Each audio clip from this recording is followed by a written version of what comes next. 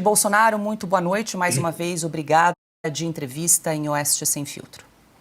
Conversar conosco o deputado federal sobre a suposta tentativa de golpe de Estado envolvendo o ex-presidente Jair Bolsonaro no Supremo. A gente recebe agora o ex-presidente aqui no programa e também vai conversar conosco o deputado federal Eduardo Bolsonaro, que hoje anunciou a licença do mandato parlamentar na Câmara para permanecer nos Estados Unidos. É hora de entrevista em Oeste Sem Filtro.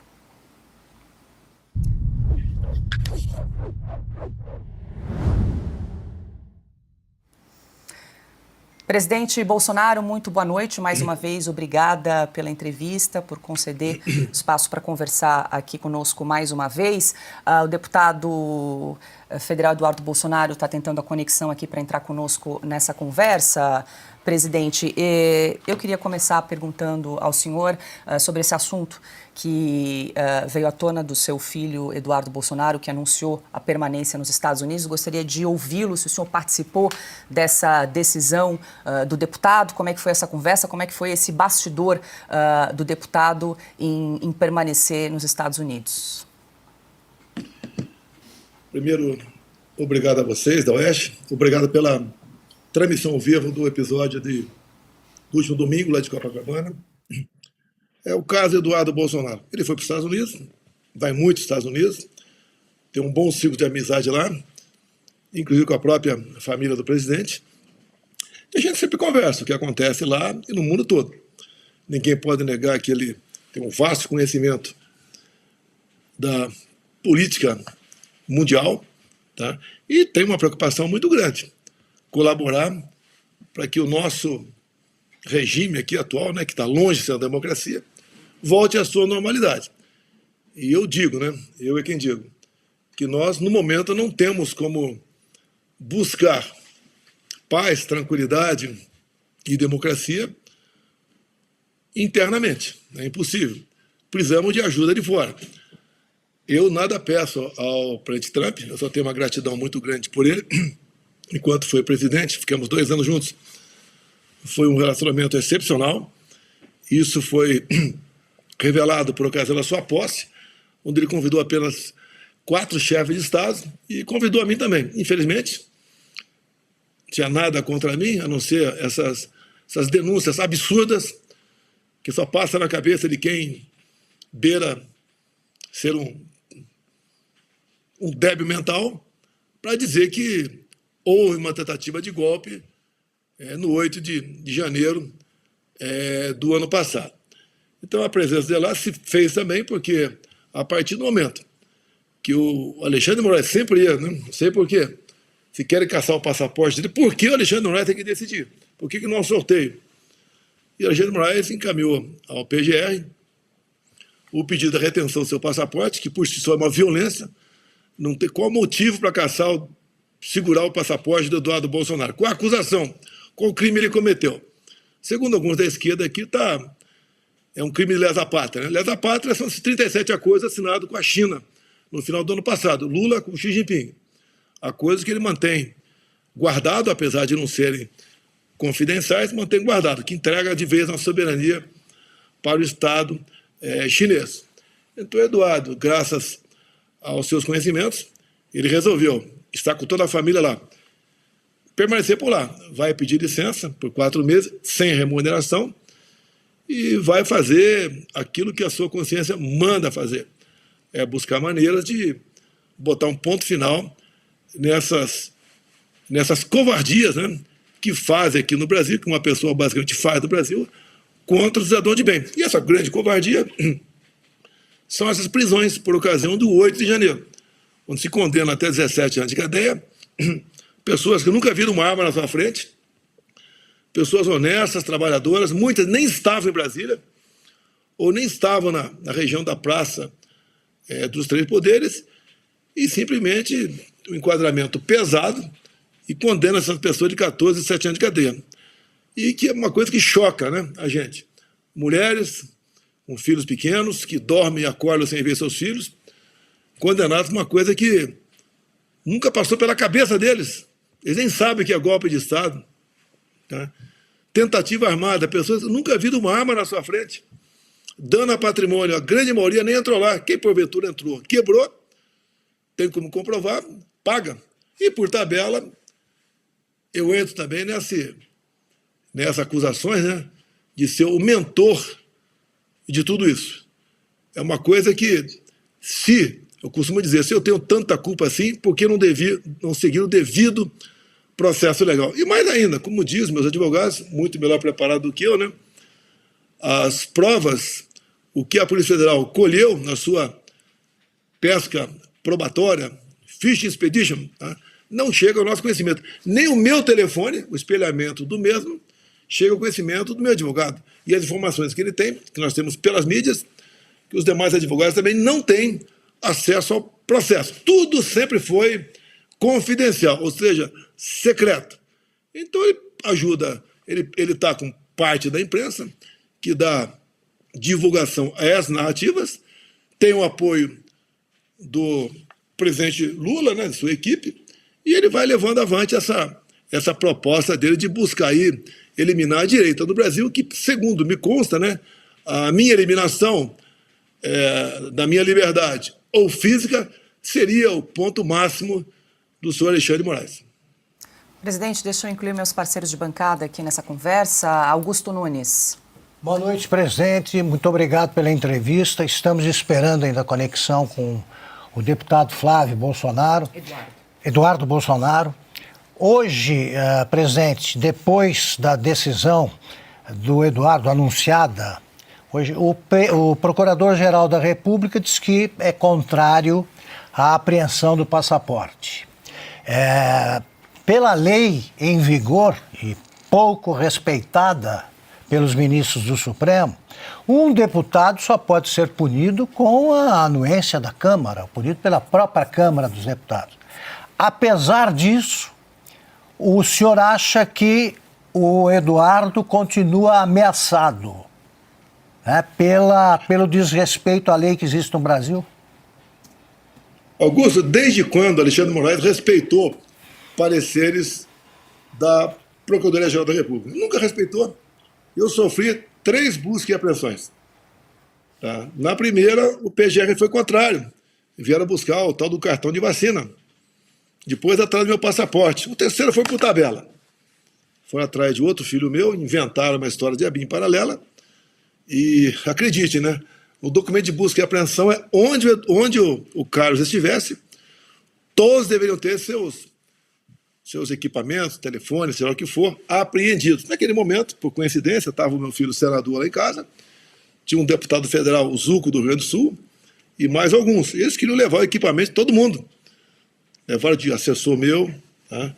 E, por coincidência, o Carlos nem estava em casa. Ele tinha saído comigo para pescar, estava pernoitando em outro local. Então, pegaram essa oportunidade, fizeram uma busca e apreensão, segundo uma pessoa que estava lá em Mambucaba, né, na minha casa lá, porque eu não estava lá, eu estava no mar. Diz que usaram equipamentos mais modernos, inimagináveis, para buscar até rede de esgoto se encontrava alguma coisa. Eles não encontram nada, porque não tem nada, não tem nenhum indício, não tem uma estatal quebrada por minha causa, nunca pegaram dinheiro na cueca, dinheiro em qualquer lugar, conta no exterior, conversa, nada, não tem nada. Eu fiz um trabalho limpo enquanto presidente da República, enquanto é meio comum, né, ex-autoridade do Executivo ter vários problemas de corrupção, não teve nada, absolutamente nada comigo. Logicamente que o desconforto que eu trouxe para o sistema foi exatamente esse. Montar um ministério técnico, botar gente para comandar estatal e bancos oficiais decentes, honestos e competentes, e deixou-se de assaltar o nosso país, que apesar de uma pandemia, apesar de uma guerra lá fora, terminando 22 com 54 bilhões em caixa. As estatais dando lucros bilionários, completamente diferente do que acontece agora. Até os fundos de pensões, eu tinha conversado com então o presidente dos Correios, né? Estava com crédito em torno de 5 bilhões de reais, conversei com esse caso reeleito, vamos ver se a gente pode pegar parte desse recurso, né? E para bater os rombos patrocinados pelo PT lá atrás, nesse fundo de pensão do Postales. Bem, acabou não vindo a reeleição, daí os problemas voltaram a todo vapor com o atual presidente. E pelo que parece, né, o senhor Alexandre de Moraes não quer me ver longe de uma possível disputa o ano que vem. Agora, Augusto, olha só, Augusto, você vai vendo os documentos aqui, né? A denúncia, o relatório da PF. O golpe começou no dia 29 de julho de 21, porque eu fiz uma live nesse dia, onde eu mostrei o que era o inquérito 1361 de novembro de 2018. O inquérito que foi instalado toque de caixa pela presidente Rosa Weber do TSE para apurar fraude na minha eleição, porque na minha pode apurar fraude. Nas outras, que nós queríamos apurar algumas inconsistências, são simplesmente arquivados, né? E tem uma multa em cima da gente também. Eu nunca vi um advogado ser multado por ter peticionado um juiz. E esse inquérito 1361, no dia seguinte, né, foi classificado como confidencial por parte do senhor Alexandre de Moraes. Por que confidencial? Porque tem coisa ali em 3 páginas apenas, sempre digo isso, né? Realmente bastante comprometedores. Eu não posso falar, Augusto, porque se eu falar aqui, vão dizer que eu estou divulgando, né, um inquérito confidencial e posso, talvez meia-noite até hoje, né, tá a Polícia Federal batendo na minha porta aqui para me prender. Se bem que os inquéritos, que a meu respeito, todos confidenciais também, sempre foram vazados. E nesse caso do inquérito 1361, vale a pena uma coisa, né?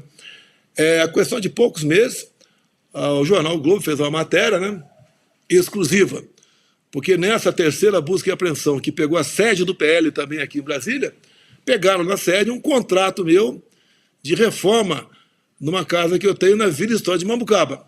Contrato esse no valor de R$900 mil. E o que o Globo falou, como é que pode uma reforma de R$900 mil numa casa avaliada em R$98 mil? A casa está avaliada em R$98 mil, que é o preço dela desde 1997. E nessa nova reforma, eu paguei em PIX e declarei no imposto de renda. Então não devo satisfação para ninguém. Deu o Globo não satisfeito, queria saber que tipo de piso eu botei na cozinha. Eu respondi educadamente que não era licitação, não era uma pública, não tem que dar satisfação a ninguém. Então isso tudo acontece na vida da gente, a perseguição implacável, tá? E quer nos tirar da disputa eleitoral do ano que vem, como viram que está bastante fragilizada. As inelegibilidades, 2, né? Por se reunir com embaixadores. Repito, não foi com traficante no Morro do Alemão, igual outro candidato fez. E a outra, essa primeira, abuso de poder político. Não ganhou um voto sequer nessa reunião. E a outra, abuso de poder econômico. Quando acabou o desfile de 7 de setembro, subi no carro de som do Silas Malafaia, não foi um carro de som do governo federal por ocasião do 7 de setembro, e ali a acusação é abuso de poder econômico. Então, como isso daí fica bastante frágil, dá para ser derrubado, porque se muda a composição de tribunais, tá? Resolveram partir com tudo ou nada agora para essa história sem pé nem cabeça de golpe. Tá? Então é esse problema que a gente atravessa, a imprensa especulando agora que eu vou fugir para a embaixada dos Estados Unidos. Não vou fugir não. Não vou sair do Brasil. Se quiser, tinha ficado lá fora de janeiro a março de 23.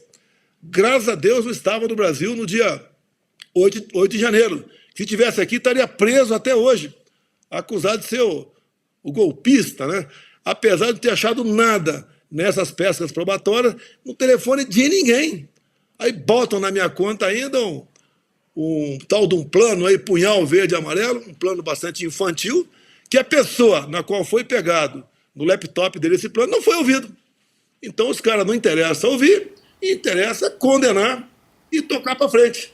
Então a gente vive realmente numa insegurança jurídica no Brasil que justifica até a permanência do Eduardo fora do Brasil. Bolsonaro, presidente, deixa eu reforçar aqui que já são mais de 138 mil telas neste momento. O deputado Eduardo Bolsonaro está finalizando, ajustando a conexão para entrar conosco aqui nessa entrevista. A pergunta agora é de Adalberto Piotto. Presidente, seja bem-vindo. Boa noite ao senhor. O pedido do ministro Alexandre de Moraes à PGR para se manifestar acerca da apreensão do passaporte do deputado Eduardo Bolsonaro foi feito no dia 5 de março. E o ministro deu 5 dias para a PGR, que não se manifestou em 5 dias, foi só hoje, 13 dias depois, digamos, do 5º dia possível para entregar, o que chama atenção. O deputado manifestou-se um pouco antes da PGR divulgar a sua posição acerca desse assunto.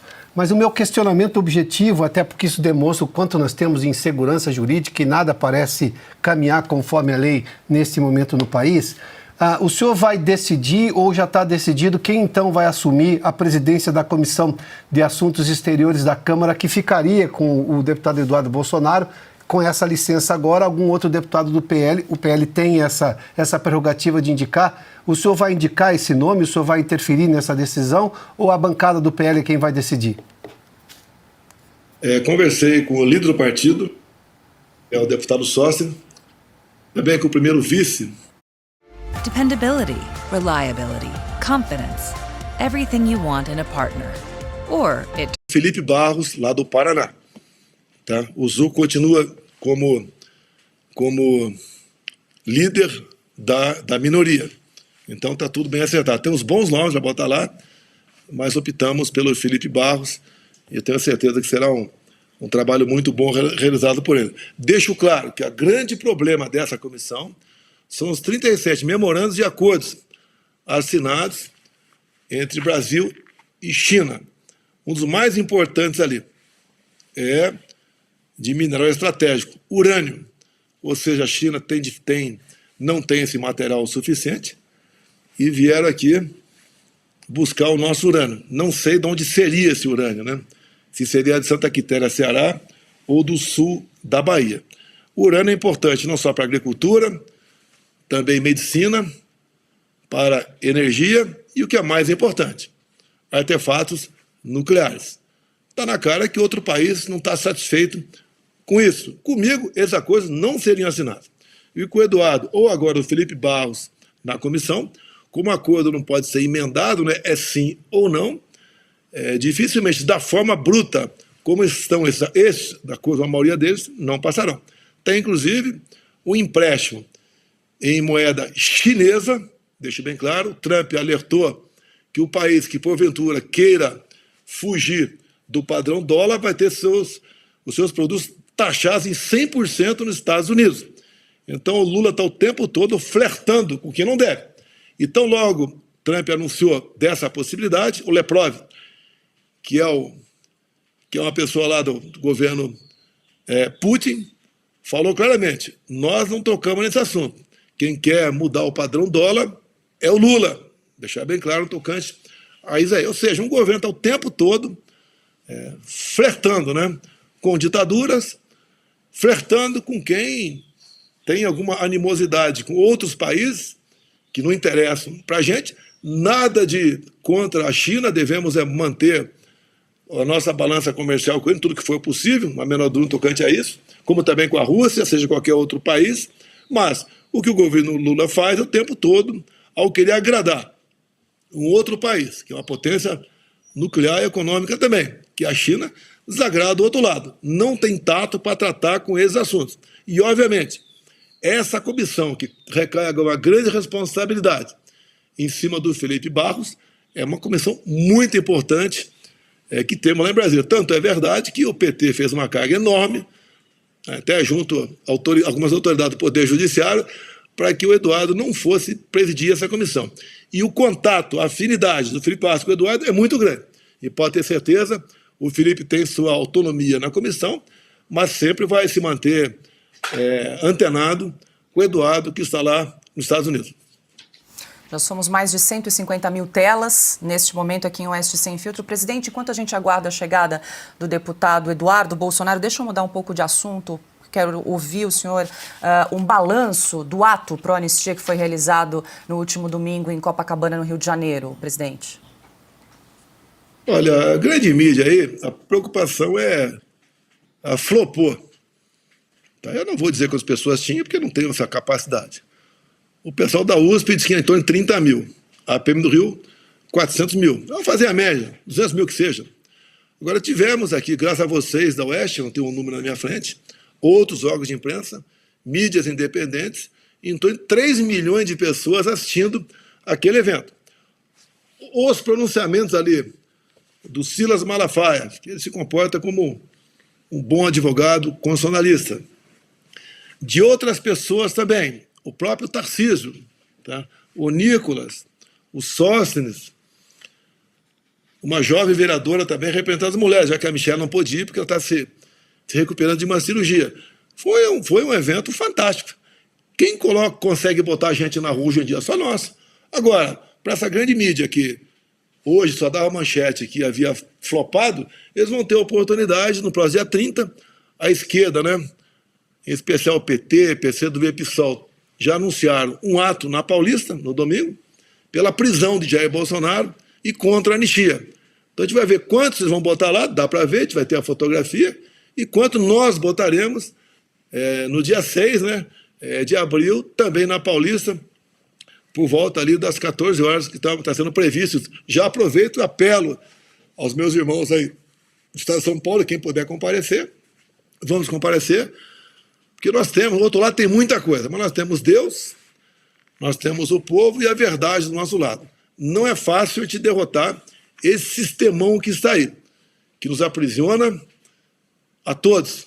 Mas acredito que movimentos dessa natureza, nós podemos aí nos preparar cada vez mais para outros atos, para as eleições do ano que vem, e nós possamos, então, mais que sonhar, né? Ter a certeza que, ao acharmos o ponto de inflexão, nós podemos falar que o Brasil está voltará à sua normalidade democrática. Deixa eu aproveitar e dar as boas-vindas, então, ao deputado federal Eduardo Bolsonaro, que está conosco nesta noite também. Boa noite, deputado. Seja muito bem-vindo mais uma vez em Oeste Sem Filtro. Obrigada pela entrevista. Eu já passo a bola para a pergunta da Ana Paula Henkel para o deputado Eduardo Bolsonaro. Boa noite, presidente Bolsonaro. Boa noite, deputado Eduardo. Bom, mais um dia estranho, né? Na tal democracia do Brasil. Deputado, eu queria colocar na tela uma notícia da PGR, né? Logo que a notícia que o seu passaporte poderia ser apreendido, o Gonê decide descumprir prazo sobre passaporte de Eduardo Bolsonaro. Essa é uma notícia do dia 11. E hoje, logo mais de 10 dias depois, né, da manifestação, da possível apreensão do seu passaporte, hoje, logo depois da notícia de que você ficaria nos Estados Unidos, a PGR se manifestou contra a apreensão do seu passaporte. Lembrando que a PGR tinha 5 dias para se manifestar e nós estamos aí no 13º dia. Deputado, o senhor acha que essa notícia do senhor estabelecendo a sua permanência nos Estados Unidos, isso tenha forçado a PGR a se manifestar contra a apreensão? Com certeza, Ana Paula. O cálculo que eles fazem é sempre político, né? Lamentavelmente, os tribunais do Brasil hoje, na verdade, a Suprema Corte tem ali algumas pessoas que já não se importam há muito tempo com as leis e as decisões são 100% políticas. Então, a pressão veio forte, a repercussão foi grande, né, da notícia de que eu não retornaria ao Brasil. Então, para aliviar essa pressão, o Procurador-Geral resolveu despachar logo hoje, né? Antes ele estava falando que não havia urgência, então hoje surgiu uma urgência dele despachar. Só que isso daí, Ana Paula, acaba sendo um tiro pela culatra, porque não me deixa tranquilo para retornar ao Brasil.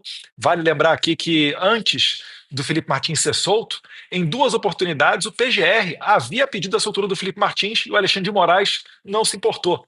A PGR havia pedido a soltura do Clezão e Alexandre de Moraes não soltou, acabou matando o Clezão dentro do presídio. E eu poderia citar vários outros casos, né? O próprio presidente Jair Bolsonaro, um mandado de busca e apreensão que foi cumprido em uma de suas residências, em maio de 2024, também contou com parecer contrário da PGR, mas ainda assim Alexandre de Moraes, que acreditem, é o juiz desse caso todo, né, decidiu ser o investigador e mandar a Polícia Federal na casa do presidente Bolsonaro. Provavelmente para esculachar, para humilhar e para fazer o tal do Fishing Expedition, que nada mais é do que pegar o celular do presidente, da primeira-dama Michelle Bolsonaro, e selecionar o que ele vai vazar para a imprensa ou do que ele vai querer se mergulhar para tentar ficar causando problemas na vida do presidente. Então, finalizando, né, é um jogo de cartas marcadas e o Alexandre de Moraes, eu não sei se ele estava precificando que eu poderia ficar aqui nos Estados Unidos, porque ele arranjou, com certeza, a maior pedra no sapato da vida dele, porque aqui fora nós temos instrumentos. Você sabe muito bem, Ana Paula, você mora aqui na Califórnia, um cidadão americano, ele tem qualquer um cidadão comum americano, ele tem mais liberdade de expressão do que um deputado federal ou um senador no Brasil com a sua imunidade parlamentar garantida na Constituição. Então, eu tenho algumas entrevistas marcadas ainda hoje para algumas televisões americanas, né? Uma das entrevistas é com Matt Gaetz, que foi sondado para ser o procurador-geral da República do Trump, né? Não foi ele,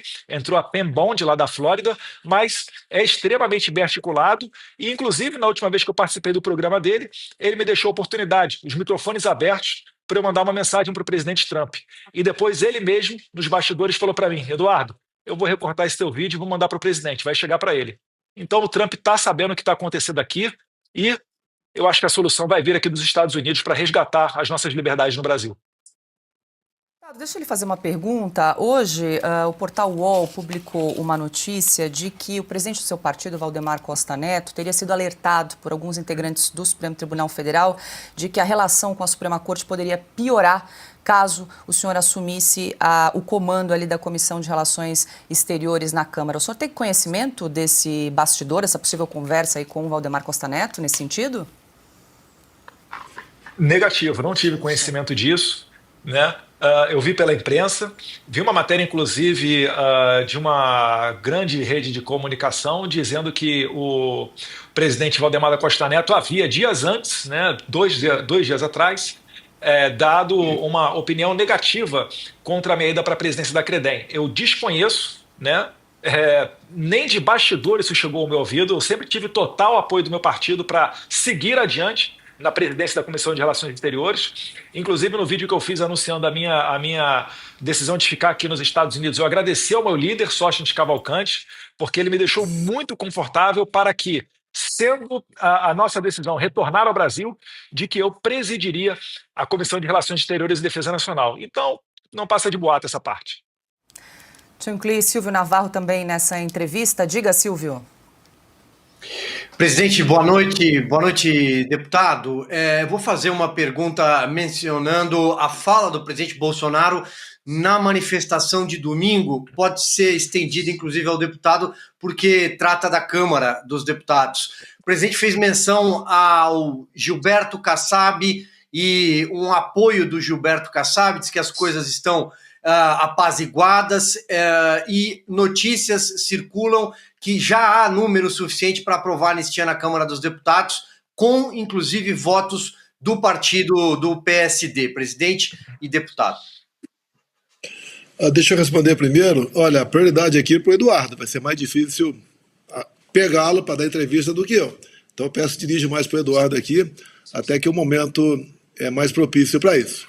A questão, conversei com o Kassab, tem uns 40 dias, estava muito tempo afastado dele, nos acertamos, pediu apoio para ele sobre esses pobres coitados que estão presos, condenados a 17 anos de cadeia. Isso é de crueldade sem tamanho. E ele falou que ia trabalhar o partido e uns 10, 15 dias depois daria a resposta para mim. Foi dada a resposta e ele realmente sinalizou para que o partido votasse ao nosso favor. Hoje tem fechado conosco quase 100% o PP, do Ciro Nogueira, né, entre outros partidos. Então só está faltando finalmente do PR do Marcos Pereira, que é um líder evangélico. Praticamente um terço desses inocentes presos são evangélicos também, não tem culpa de absolutamente nada. É uma perseguição por parte de Alexandre de Moraes em cima dessas pessoas, e acredito então que o Marcos Pereira dará sinal verde para isso. Nós temos, eu entendo que hoje nós temos a maioria, né, se botar em votação, a maioria para aprovarmos o requerimento de urgência. Se bem que a urgência, você precisa de metade qualificada, 257 parlamentares. Acredito que já tenhamos esse número, até porque cresce dia a dia, quando você, igual lá em Copacabana, eu citei o nome da mulher, a sua idade e a sua pena. Né? Além de vovós, jovens mães com filhos pequenos em casa. Tá? Isso é de cortar o coração de qualquer um. E essas pessoas, quem porventura que a prova que danificou algum patrimônio, que pague. Mas no resto, como eu sempre digo aqui, né, abolição violenta ao Estado Democrático de Direito, tentativa de golpe de Estado, organização criminosa, não tem cabimento. O próprio atual ministro da Defesa, José Múcio, falou há poucas semanas no programa Roda Viva que golpe de Estado não é isso. Tem até povo, mas tem Forças Armadas e tem uma liderança. Nada disso existiu no dia 8 de janeiro. Então não tem cabimento essa forçação de barra em cima dessas pessoas condenadas a 17 anos de cadeia, cujo objetivo condena 17 para dar 30 em mim. Esse é o objetivo realmente do senhor Alexandre de Moraes. Eu espero que isso seja revertido com uma anistia cada vez mais caminha para se concretizar aqui no Congresso Nacional. O deputado quer responder também? A pergunta? Não, os líderes partidários apoiando o pessoal faz a brincadeira às vezes na internet, né? Nunca critiquei. A gente tem que ter a consciência de que você tem que se colocar no lugar das pessoas que estão presas, né? Eu não quero saber, se o PT quiser votar a favor da anistia, vai ser bem-vindo que votem a favor da anistia também. Eu acho difícil que isso aconteça porque eles têm, né, uma ideologia muito forte e fica até muito bizarra a comparação se você comparar com a anistia que foi dada lá em 1979, que foi dada a pessoas notoriamente que se envolveram em sequestros, como o sequestro do embaixador americano, onde o José Dirceu foi trocado, né, um dos prisioneiros trocados pelo embaixador americano, cônsul japonês, assassinato de major militar alemão no Rio de Janeiro, sequestro de aeronaves levadas para Cuba. Esses sim crimes notoriamente hediondos. E ainda assim, aquele governo que eles diziam ser uma ditadura anistiou essas pessoas, né, e conduziu para uma abertura democrática sem que fosse dado nenhum tiro.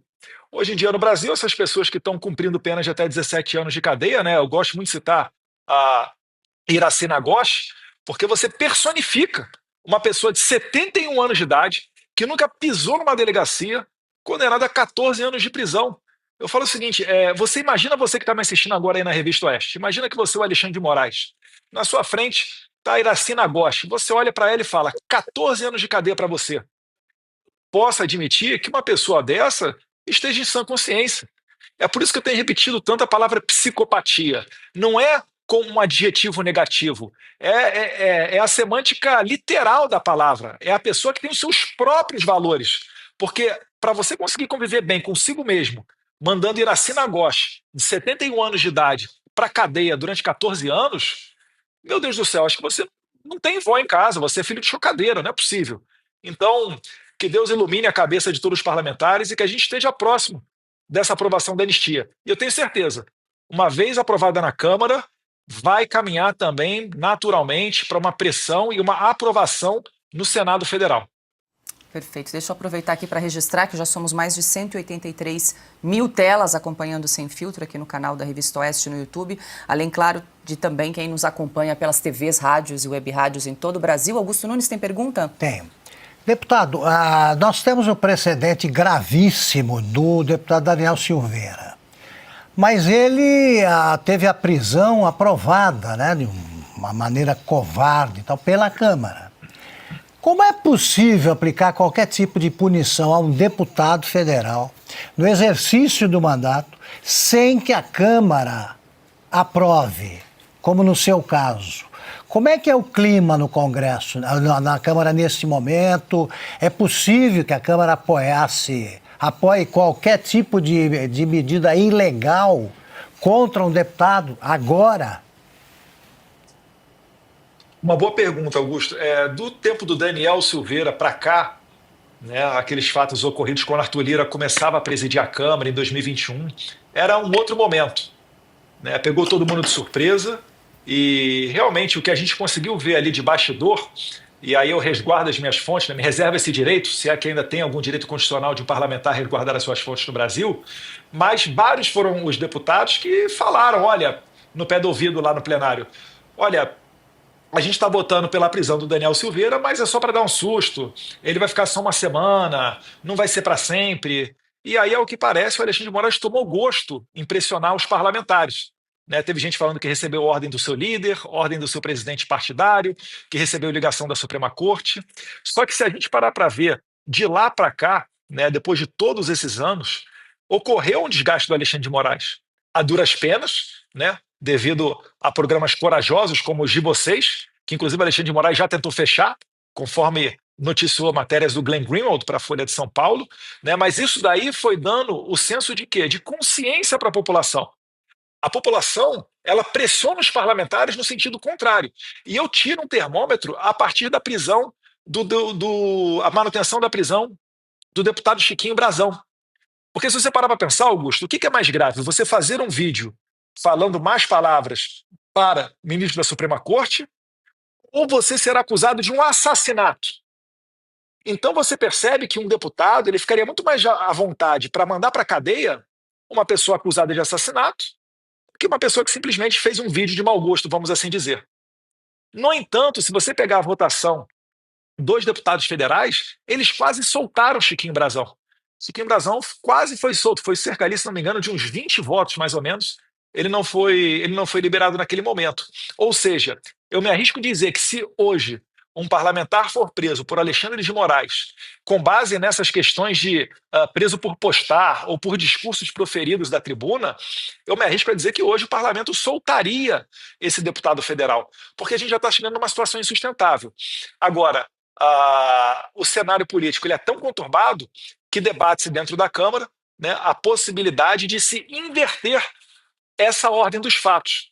Ou seja, antes de um ministro mandar prender um deputado, seja necessário, seja condicionante, uma aprovação prévia da Câmara dos Deputados. Então isso aí está em debate, vamos ver se vai adiante. Eu acho que na atual juristocracia que a gente vive, seria de bom grado essa garantia aos parlamentares. Adalberto Piotto. Deputado, boa noite ao senhor, seja bem-vindo. Eu vou voltar só ao tema da manifestação hoje do Procurador-Geral da República. Ele foi comunicado pelo ministro Alexandre de Moraes no dia 5 de março. Se manifestou hoje, dia 18. Tinha 5 dias para dar resposta. Decidiu descumprir um prazo e atrasou, digamos, do prazo final, do 5º dia que ele tinha que dar a resposta, outros 13 dias. É absolutamente incomum. E conseguiu fazer isso logo depois da sua manifestação, do senhor ter se dado esse autoexílio nos Estados Unidos, porque é exatamente essa a imagem.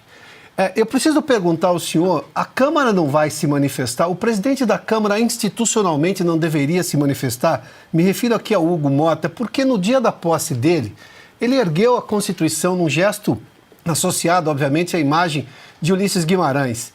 Eu tenho para mim, conhecendo um pouco da história, que Ulisses jamais permitiria que sequer a Corte Suprema começasse a se manifestar sobre a possibilidade de cassar o passaporte de um deputado que não tem absolutamente nada contra ele, nada provado, nada comprovado, nenhum processo, inclusive, para simplesmente perder esse deputado que seria, então, o presidente da Comissão de Assuntos Exteriores da Câmara. O deputado Hugo Mota, de forma objetiva, conversou com o senhor, porque é uma afronta ao parlamento, não é só ao senhor. O senhor seria a vítima se houvesse essa apreensão. Mas é uma afronta à Câmara dos Deputados. Eu acredito que sim. Eu tive conversas rápidas com o presidente Hugo Mota. Eu sou muito grato a ele pela retidão e hombridade com relação às presidências das comissões. Né? Ele não cedeu a pressão nenhuma, né? Agora, a gente também tem que entender que ele não está lutando contra uma pessoa qualquer. O Alexandre, a gente já teve no passado, né? O caso do Eduardo Cunha foi afastado da presidência da Câmara dos Deputados. A gente já tem deputado que está condenado a quase 9 anos de cadeia por falar. Então, existe todo um ambiente que não é propício para esse tipo de manifestação. É claro, né, se o presidente Hugo Mota se sentir à vontade, é claro que eu vou gostar de uma declaração dessa em defesa, né, dos parlamentares do seu direito de falar. Só que a área de atuação dele é dentro da Câmara dos Deputados. Se eu poderia dar uma humilde sugestão ao presidente, seria chamar num canto esses deputados do PT, do PSOL, né, ou do PSB também, que a todo momento leva o que acontece dentro da Câmara para os tribunais. É chegado o momento de você ter que colocar um basta nisso. Né? Se os deputados não conseguem, né, se segurar e toda hora levam para o tapetão do STF, o presidente da Câmara tem que começar a usar instrumentos, e aí ele tem instrumentos, para retalhar esses parlamentares. Ou a gente é maduro o suficiente para resolver os assuntos da Câmara dos Deputados dentro da Câmara, ou a todo momento a gente vai ficar de joelhos para a Suprema Corte. Então, eu acredito que o presidente Hugo Mota está começando o seu mandato, ele externou a preocupação com relação a essa questão toda, né? Talvez não publicamente, mas eu tenho muita esperança de que ele vai fazer, sim, um bom trabalho e preservar e garantir a imunidade parlamentar e os demais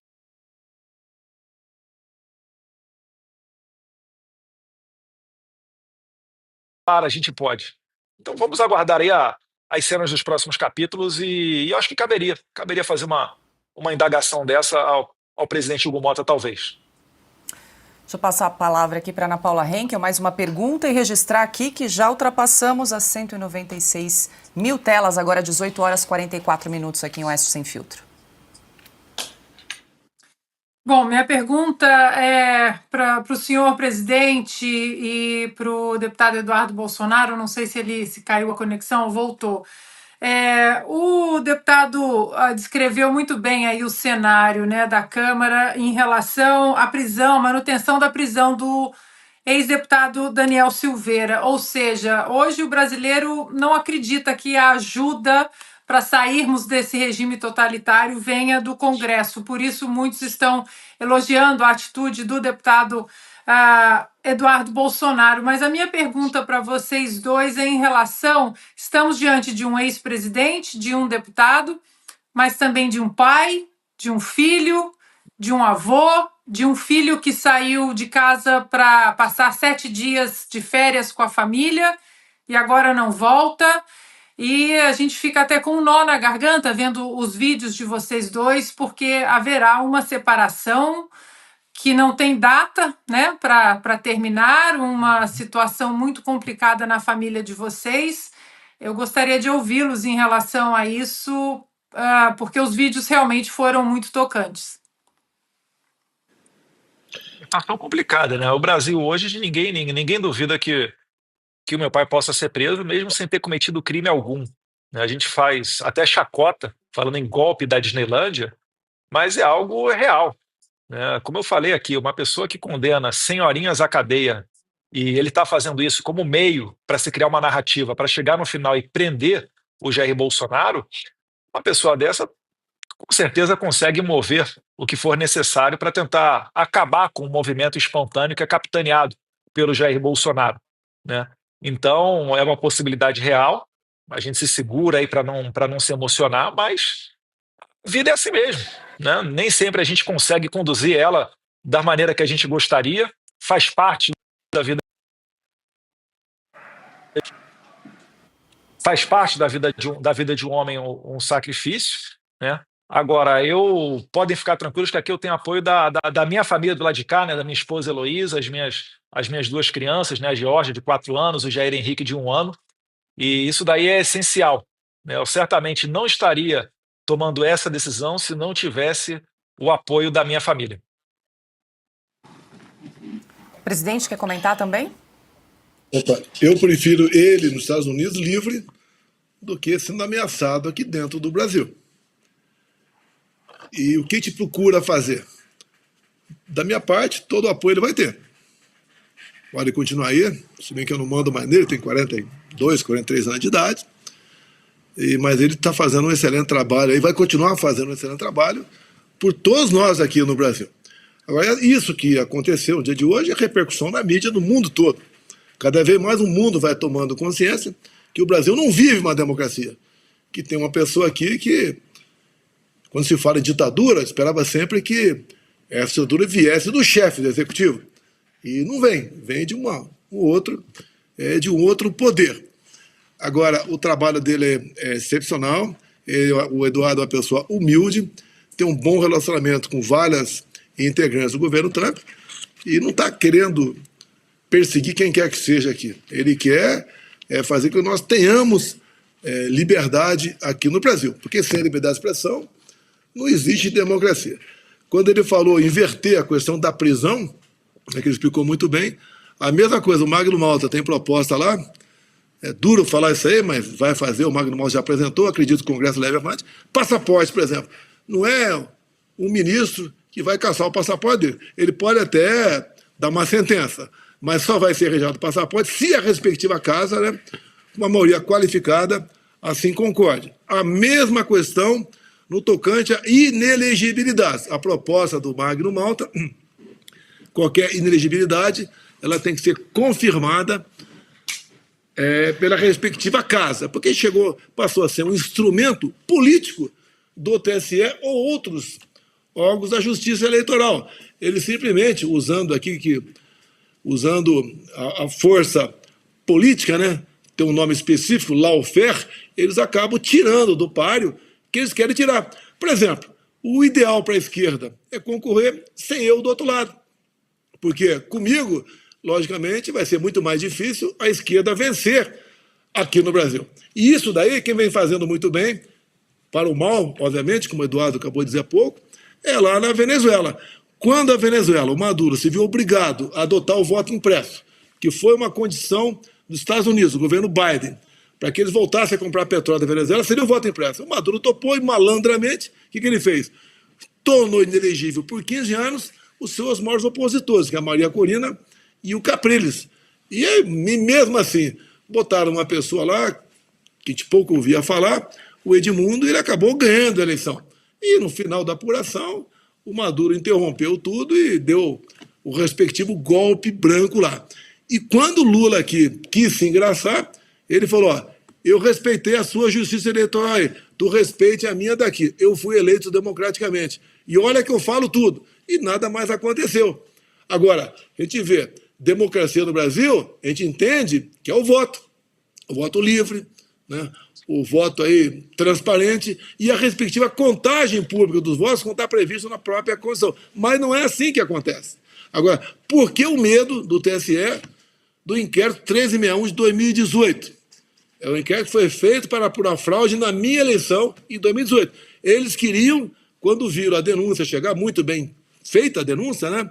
Dava a entender que um miserável, um deputado, baixo clero, sem recursos financeiros, com um partido pequeno, com 7 segundos de televisão, dei golpe, tá? Fraudei as eleições. E viram que realmente algo esquisito aconteceu e resolveram deixar para lá. E esse inquérito, então, no meu entender, é a chave, né? É aquilo que vai desvendar a nossa justiça eleitoral. Eu gostaria muito que o senhor Alexandre de Moraes, tá, suspendesse o sigilo desse inquérito para que a gente pudesse discuti-lo, né? Até afinal de contas é bem fácil discuti-lo. São 3 páginas, meia dúzia ali em cada página, que nós aqui possamos, então, entender como são as eleições no meu Brasil. Vai lá, Augusto. Não, deixa eu como só reforçar aqui que estamos com 204 mil telas nesse momento acompanhando a entrevista. Como o próprio presidente sugeriu que a gente explorasse mais o Eduardo, vou perguntar o seguinte, deputado, o presidente Trump já está informado da tua decisão? Não tem como afirmar isso, Augusto. Não sabe. Não sei. Mas saberá. Ele saberá. O filho dele vai saber. Perfeito. Deixa eu aproveitar e perguntar aqui para o presidente, porque programa ao vivo é assim, a gente vai acompanhando as notícias. Acabou de sair aqui, presidente, que o líder do PT na Câmara, o Lindbergh Farias, e também o deputado Rogério Correia, do PT, pediram hoje ao Supremo para proibir o senhor de sair de Brasília e também pedindo que o senhor impedir que o senhor se aproxime de embaixadas de outros países também em Brasília. Queria que o senhor comentasse esse pedido do PT que saiu agora há pouco, na sequência do anúncio do deputado Eduardo Bolsonaro de permanecer nos Estados Unidos. Vão pedir tornozeleira eletrônica também? Já pediram? Qual crime eu cometi? Já pediram. Qual crime eu cometi? Eu fiquei 3 meses nos Estados Unidos. Poderia ter continuado. Tinha proposta para ganhar muito bem aí, apesar de não falar inglês, mas dado a minha bagagem de conhecimento, tinha oportunidade para ficar. Resolvi voltar para cá com todos os riscos que corro até hoje. Tá?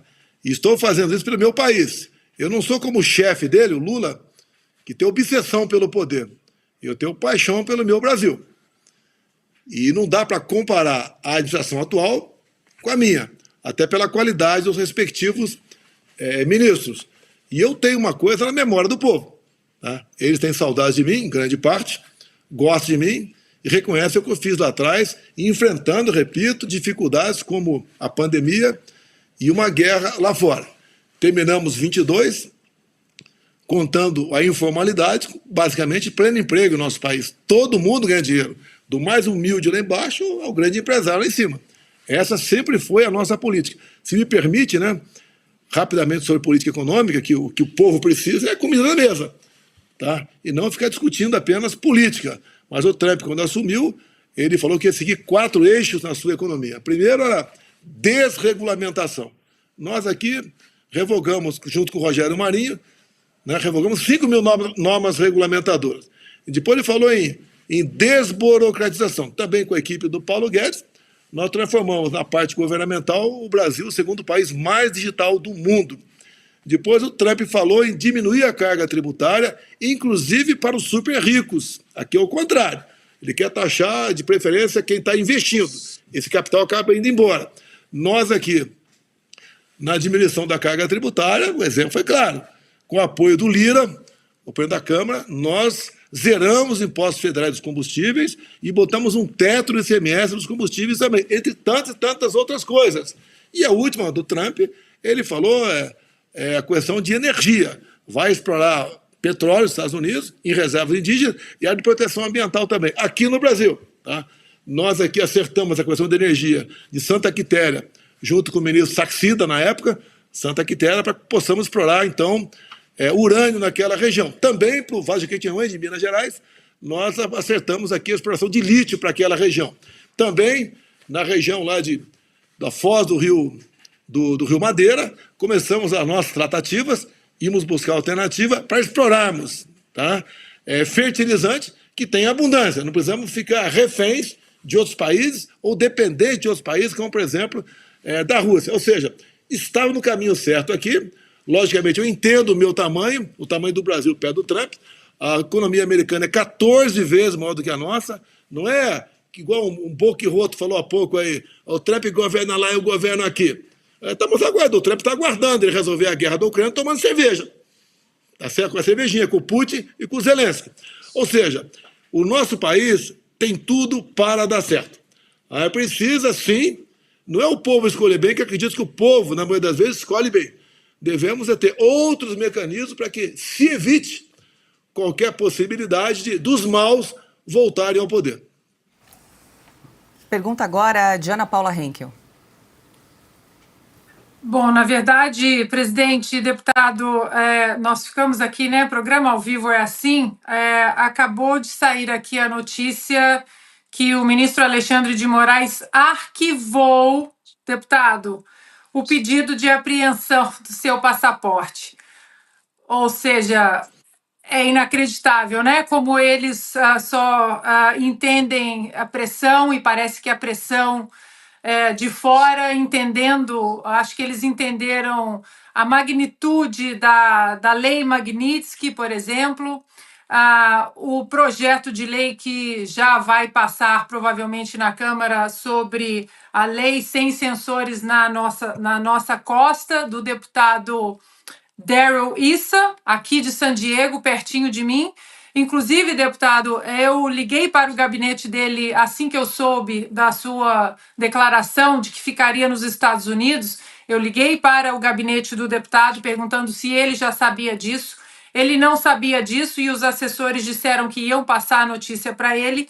E logo depois eu recebi um recado de que isso é gravíssimo, o senhor ficar nos Estados Unidos como um exilado político sem ter cometido crime absolutamente algum, já que todos sabem da ausência do presidente Bolsonaro na posse do Donald Trump exatamente pelo mesmo motivo, a apreensão ilegal do passaporte.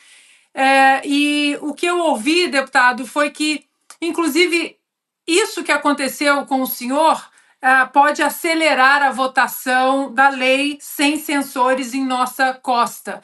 E essa lei pode, inclusive, chegar ao próprio Paulo Gonet, da PGR. Queria ouvi-los em relação a isso e agora sobre o arquivamento do ministro Alexandre de Moraes, que arquivou o pedido de apreensão do seu passaporte, deputado. O Alexandre de Moraes ele é um ditador muito sarcasmo, né? Ele deve estar se deleitando agora com essa situação, mas também o lado racional dele deve ter ligado o alerta. Fica tranquilo, Alexandre de Moraes. Vamos ver quem vai rir por último nessa história toda, né? Semana passada eu estava dentro da Casa Branca numa reunião, obviamente não vou falar o teor dela ou qual autoridade que a gente se reuniu, mas existem desdobramentos dos próximos passos disso tudo. E, paralelamente, como você bem falou aí, Ana Paula, né, está indo adiante o projeto do No Censure on Our Shores Act, que vai culminar pegando o visto do Alexandre de Moraes. É que nesse ponto acho que o visto é muito pouco perto do que a gente tem sobre a mesa, né? Você sabe também tem o caso do Felipe Martins. Eu acho difícil você não imaginar que estejam envolvidas autoridades brasileiras. Então eu estou vendo um futuro muito negativo, não só para o Alexandre de Moraes, mas também para o Fábio Shor e todos aqueles policiais federais que dizem que só estão cumprindo ordens, né? Isso me lembra muito o julgamento no Tribunal de Nuremberg depois da Segunda Guerra Mundial, onde todo nazista da Gestapo dizia que só estava seguindo ordens, né? Mas até onde vai a sua ordem? Por que é que você está prestando um concurso da Polícia Federal? É para você prestar um trabalho para a sociedade, enquanto servidor público, ou é para seguir ordens ditatoriais de uma pessoa? É só mandar de busca e apreensão, ninguém vai morrer por conta disso? Tem certeza? E se daqui a pouco mandarem você puxar o gatilho, você vai puxar? Se mandarem você não permitir que certas pessoas saiam do país, você também vai cumprir isso? Então isso daí, na verdade, é uma escalada progressiva da ditadura. E a gente só tem como reagir daqui de fora. Então, se antes eu necessitava de uma missão oficial para sair do... Se antes eu necessitava de uma autorização especial, né, de uma autorização do presidente da casa, para poder me ausentar do Congresso Nacional, para vir aos Estados Unidos, hoje em dia eu não preciso mais disso. Eu estou hoje mesmo trabalhando, essa semana que vem já saem outras reuniões para a gente levar mais adiante ainda tudo isso. Eu acho que vai haver, né, audiências públicas dentro do Congresso, talvez até audiências públicas dentro da Casa Branca, envolvimento talvez da porta-voz, né, a Caroline Leviat, lá do Trump, que tem feito um trabalho sensacional.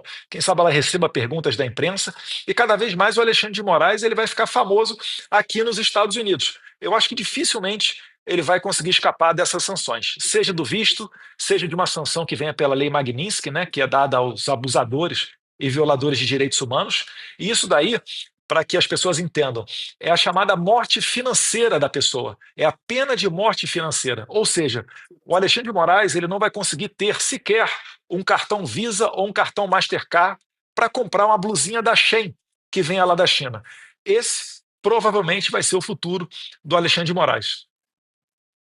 E, deputado, diante desse arquivamento, o senhor considera voltar ao Brasil ou não? Agora vai ficar nos Estados Unidos e dar sequência à denúncia de tudo que está acontecendo no Brasil? Não tem a mínima possibilidade de voltar ao Brasil. O Brasil já não é mais um local seguro para você fazer oposição, né? Um local que você não tem liberdade de expressão. E o Alexandre de Moraes, como a gente sabe, ele é uma pessoa, um psicopata. Então não tem a menor possibilidade de eu voltar. Mesmo com o PGR sendo contra a apreensão do meu passaporte, e eu já até achava, né, talvez fosse demorar até amanhã, o Alexandre de Moraes colocou hoje para arquivar essa questão toda, mas eu acho que foi um grande tiro no pé deles, né, porque eu estou tendo muito apoio aqui nos Estados Unidos, está ocorrendo uma comoção, está chegando aqui no exterior, estou subindo meu vídeo aqui agora falando em inglês, o mesmo recado que eu passei hoje de manhã em português, e começar a mandar aqui para as autoridades americanas. Eu tenho certeza que haverá uma sensibilização, uma mobilização, porque eu já há muito tempo ando aqui nos Estados Unidos, né? Já fui a vários CPECs, que é o maior encontro de conservadores do mundo, já falei com o presidente Trump, já tive outras oportunidades com o Don Jr.,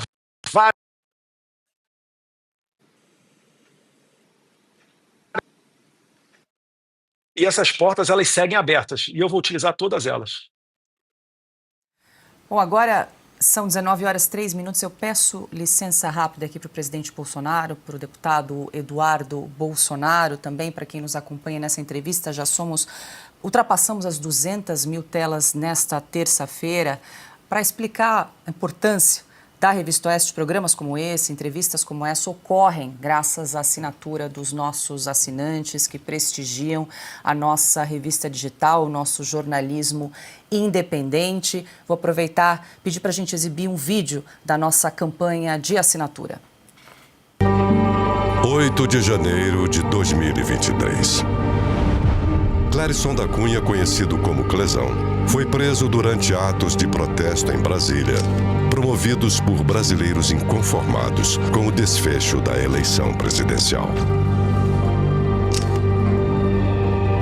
Durante meses, laudos médicos enviados ao STF pelo advogado de Clezão alertaram o ministro Alexandre de Moraes para os graves problemas de saúde do prisioneiro. O magistrado nem sequer apreciou o parecer da Procuradoria-Geral da República, que pediu a liberdade condicional do enfermo para permitir-lhe que recebesse em casa tratamento médico adequado. Em 20 de novembro de 2023, Clérisson da Cunha morreu na penitenciária da Papuda. Explicação oficial: fora vítima de um mal súbito. Alguns meios de comunicação esconderam a notícia em cantos de página. Os demais ignoraram o assunto. Para quem tenta saber o que acontece recorrendo ao jornalismo estatizado, Clezão não morreu. Pior, nunca existiu. A Oeste contou a verdade na reportagem de capa. Oeste, independente, essencial. O Brasil Real está aqui. Reforço, então, o convite para você que está acompanhando o Oeste Sem Filtro, assinar nossa revista digital. É bem simples, você pode usar o site revistaoeste.com/assine, usar o QR Code também que está aqui no canto da tela, ou então, se preferir, pode entrar em contato direto com a nossa equipe pelo número 11 94239 9799. Nós seguimos com a entrevista exclusiva com o presidente Jair Bolsonaro e também o deputado Eduardo Bolsonaro. Quem pergunta agora, deixa eu passar aqui para o telão, para Silvio Navarro. Deputado, seguindo o fio dessa campanha institucional da Revista Oeste, que mostra o Clezão, um morto, né, um cadáver estendido em frente ao Supremo Tribunal Federal, eu pergunto se nessas conversas todas nos Estados Unidos, as autoridades têm ciência de que, além de censura, perseguição política, há uma questão de violação de direitos humanos e de pessoas que estão presas, ainda estão presas e são portadoras de doenças graves e precisam ser atendidas do lado de fora da cadeia e, infelizmente, elas não têm os seus pedidos atendidos pelo Supremo Tribunal Federal. Sim, por vezes nós falamos também nesses temas, a gente chega a citar o caso do Clezão, que é o caso mais impactante, né, a pessoa que perdeu a vida dentro da cadeia, e eles entendem perfeitamente que essa maldade é possível e que isso está acontecendo no Brasil, porque aconteceu aqui nos Estados Unidos, né, assim como nós tivemos o 8 de janeiro de 2020, nos Estados Unidos, 8 de janeiro em 2020, e em circunstâncias muito semelhantes também, tentaram vincular o presidente Trump a essa insurreição, como eles falam por aqui, né, tal qual ocorre agora com o presidente Jair Bolsonaro tentando vinculá-lo ao 8 de janeiro no Brasil. Então, todo esse ativismo judicial, toda essa lawfare, ela é facilmente entendida aqui. E ocorre essa empatia entre as partes, né, brasileiros e americanos. Então, o sentimento de tentar acabar com essas violações de direitos humanos, ele é muito notório. Se você for pegar, por exemplo, o discurso do vice-presidente, do D.D. Vance, mês passado na Alemanha, ele fala basicamente isso. Ele fala, olha, os Estados Unidos estão aqui para ajudar todo o Ocidente, todo mundo livre. Mas a gente tem que compartilhar dos mesmos valores. Não vai para frente os Estados Unidos querer ajudar um país onde, nesse país, né, o dinheiro que é recebido é transformado em censura, como ocorria até há pouco tempo atrás na administração Biden, né, o dinheiro que vinha através da USAID, da MED e da Atlantic Council, para fazer doutrinação de jornalistas, para fazer reforma do judiciário. O Mike Pence, funcionário do State Department, né, que é equivalente à nossa chancelaria, ao nosso MRE, ele tem feito várias denúncias desse sentido.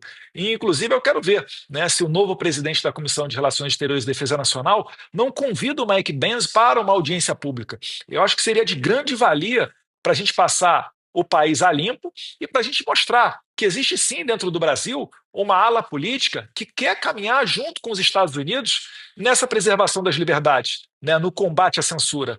E essa parte, né, somos nós da direita, é o PL, é o presidente Jair Bolsonaro. Eu acho que tem ocorrido muita sinergia nesse ponto e é uma preocupação também da administração Trump essa questão toda dos direitos humanos. Presidente, na próxima terça-feira, dia 25, a primeira turma do Supremo deve se reunir, vai se reunir, está marcado o julgamento para analisar a admissibilidade da denúncia contra o senhor e outros acusados pelo PGR Paulo Goneu. O senhor se surpreendeu com a velocidade da definição da data para esse julgamento? Olha, atropelam datas, né? A justificativa que eles querem iniciar 26, já com essa questão resolvida, toque de caixa. Os meus advogados estão preocupados, apesar da capacidade dos mesmos. Tenho visto pela imprensa o advogado Braga Neto também agindo dessa mesma maneira, que parece que para eles julgou, condenou, acabou. Vamos dar 28 anos para o Bolsonaro, 28 para o Braga Neto, e está tudo resolvido. Eles acham que... né? E se tivesse qualquer prova, qualquer indício, né? Mas não tem nada. Absolutamente nada. E só negam provas para a gente. E na parte que é entregada do processo, mais de 100 mil páginas para você ver em 15 dias, contando com o Carnaval. Meus advogados que esperavam uma folguinha no Carnaval não tiveram essa pequena folga, trabalharam, entregaram uma peça realmente enxuta e bastante objetiva, calcada, fundamentada em jurisprudência do próprio Supremo Tribunal Federal. Nós vemos ministros, por ocasião da Lava Jato, dizendo que é inadmissível um preso, para sair da cadeia, ter que assinar uma delação premiada. E todo mundo sabe disso. Uma delação tem que ter espontaneidade, verdade e prova. E não tem na delação do Cid isso aí. Até digo, Felipe G. Martins, que foi preso, porque a PF, né, o próprio Alexandre de Moraes, podia ter me convocado, intimado, para perguntar se ele esteve ou não no meu avião, dia 30 de dezembro de 22. Por que não me convocaram? Me convocaram até para falar sobre baleia. Foi lá na sede da PF em São Paulo. Aqui não, porque sabia que, no caso, um testemunho tem que falar a verdade, não estava comigo. O que eles queriam do Felipe G. Martins, com toda certeza? A turma aí do Fábio Shaw. Essa pequena parte da Polícia Federal que nos envergonha a todos. Tá? Teria falar até um pouco sobre o caso Adélio. Queriam olhar o cara do Felipe G. Martins, como era uma pessoa, um burocrata, uma pessoa inteligente, achava que botar ele alguma semana na cadeia e assinar uma delação pronta. Como fizeram com o Cid, em cima de chantagem, ameaça em cima do pai, da esposa e da filha. E o Felipe falou, via imprensa, que eu vi que o advogado dele falou, que não ia delatar, porque não tinha o que delatar. A gente aguarda também a tal da minuta do golpe, que ninguém viu, ninguém sabe o que é isso. Repito, essa tal da minuta do golpe, tá? Tem uma hora que naqueles áudios vazados do juiz Vieira para o Tagliaferro, o juiz diz para o Tagliaferro, o ministro mandou carregar num 4-2. Tinha um 4-2. Por que carregar num 4-2? Viram que a narrativa de sítio e defesa não iria para frente, porque não é um decreto assinado pelo presidente de sítio e defesa. Antes desse decreto, no caso de sítio, o presidente tem que ouvir os conselhos da República da Defesa, mandar mensagem para o Congresso e depois, o Congresso, caso concorde, daí o presidente assinaria o decreto. E no caso da defesa, também teria que ouvir os dois conselhos, depois assinar o decreto e a Câmara observaria esse decreto. E vamos supor que tudo isso tivesse acontecido. Não aconteceu, mas tivesse acontecido. Qual o problema de alguém recorrer de um remédio previsto na Constituição para um problema que se avizinhava? Nenhum. Então, vendo isso, jogaram para cima apenas de um 4-2. Também não existiu, porque eu conversei, sim, com algumas autoridades, a possibilidade de um dispositivo constitucional, como declarou o próprio comandante do Exército, para tratar do assunto. Afinal de contas, não é justo um advogado partidário personal TSE receber uma multa de 22 milhões de reais. Isso é que fez a gente procurar outra alternativa. A gente não podia entrar com recurso em cima disso. Por quê? A multa poderia passar para 200 milhões. A multa poderia ser cassação do registro do partido. A gente ia fazer o quê? Não ia poder fazer nada. Sabiamente, conversando ali, vamos ficar quietos. Repito, conversei sim de hipóteses de dispositivos constitucionais. Qual o problema no tocante a isso? Convoquei algum conselho? Não. Encaminhei alguma proposta para o Congresso? Não. Agora parem, senhor Alexandre de Moraes, falar em minuta de golpe. Apresente a tal da minuta de golpe. Quem quer dar golpe não procura dispositivo constitucional. E golpe não é assim como alguns pensam. Vamos... The following chaos could have been avoided by using TurboTax. It's tax season and I'm late to my tax appointment. The babysitter can't... Muito grande qualquer proposta de golpe no Brasil. Agora, por outro lado, gostaria que o senhor Benedito, então corregedor do TSE, explicasse o que é missão dada e missão cumprida. O senhor Alexandre de Moraes explicasse o que é isso aqui, ó. Que se fosse um nosso que tivesse feito isso, ele ia matar alguém. O que foi isso aí? Por que as resoluções, que têm que ser expedidas antes de 6 meses do data das eleições, uma resolução foi feita entre o primeiro e segundo turno, para continuar perseguindo gente de esquerda, derrubando página. Até a senhora ministra Rosa Weber, quando voltou, como integrante do TSE também, ela falou, olha, somos contra qualquer censura, mas o caso é excepcionalíssimo, vai valer até um dia após as eleições. O que é isso? Eles decidiram as eleições? Desculpa aí, Camilo, desculpa aí. Eles decidiram as eleições dessa maneira? Não deixaram o povo decidir? E tantas coisas que eu não pude fazer. Tantas coisas, preventivamente o TSE nos impedia de fazer. Então, houve o dedo sim, a mão pesada do TSE pró outro candidato. Eu acho que ninguém tem dúvida disso. E essa tal de minuta de golpe, né, que eu quero tomar conhecimento. Meus advogados estão pedindo, não conseguiram. E mais ainda, eu peço aqui atenção especial, né? O que é uma delação premiada? Ela é filmada por lei, desde a qualificação do delator até o encerramento das oitivas daquele dia. Nós queremos as oitivas na íntegra. Por quê? O áudio vazado, tá, daqueles 6 GB, pelo Glenn Greude, tá, junto à Folha de São Paulo, e também, depois, o Cid, quando falou com alguém, ninguém sabe quem foi, que vazou os áudios, que ele falou que era verdadeiro, mas era um desabafo, dizendo que durante o depoimento, os integrantes da PF queriam que ele falasse o que a PF queria, e não a verdade. Então, se essas filmagens, desde a qualificação até o encerramento de cada oitiva não chegar a nós, isso é essencialmente defesa. Nós queremos saber se o depoimento do Cid teve espontaneidade, tá? Teve verdade e tem provas. Igual eu tenho visto na televisão o advogado do Braga Neto quando fala em R$100 mil. Quem deu, para quem deu. E só na penúltima delação, que ele resolveu falar sobre esse assunto? Ou foi jogado lá, talvez, pela essa parte da PF, que só tem um objetivo, atender o chefe. Nós vimos um dos vazamentos também, quando fala o ministro lá, adjunto lá do senhor Alexandre de Moraes, fala para o Tagliaferro, ele fala, faz isso que o chefe quer. Né? No último feriado, ele não foi para lugar nenhum, ficou em casa, ele quer isso, não podemos contrariá-lo. E o que é mais importante disso tudo, até vem corroborando ao que meu filho tem falado e o motivo para ele estar nos Estados Unidos. Ou esse juiz disse para o Tagliaferro, o Alexandre de Moraes quer o Eduardo Bolsonaro. O que quer? Se alguém do nosso lado falar isso, eles vão falar que era para matar.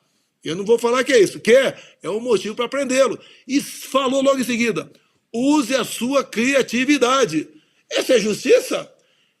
Eu vou ser condenado, mesmo sendo isso, contra mim? Vão me condenar a 28 anos de cadeia por causa disso? Por causa disso, não. Apesar disso, isso é justiça? Eu não vou dar palpite o que o Supremo deve fazer. Meus advogados têm dito que esse meu processo é a primeira instância. Ou então, quando muito, é o plenário cheio.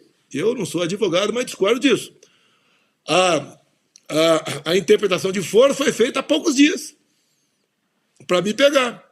Esses inquéritos, eu vi há poucos dias aqui, me fugiu o nome, o ministro Supremo arquivou um processo contra uma pessoa envolvida em corrupção, porque o inquérito durava 4 anos. É tempo, segundo ali, esse inquérito é muito longo, se não apurou nada até agora, não vai apurar mais. Arquivou. Do fim do mundo completou agora 6 anos, 50% a mais que esse outro, porque não usa a mesma regra para nós. Seria até uma saída honrosa para eles, né? Vamos botar um ponto final nisso, em cima dessa nova jurisprudência aqui. Inquérito longo, né? Mais de tantos anos, tem que ser arquivado. Agora, é lamentável tudo isso, querer tirar alguém como eu, quer queiram, quer não, muita gente da esquerda, do páreo para as eleições do ano que vem. Eles querem fazer igual na Venezuela, igual Maduro concorreu, sem a Maria Corina e sem ali o Capriles. Querem fazer a mesma coisa aqui. Querem fazer a mesma coisa.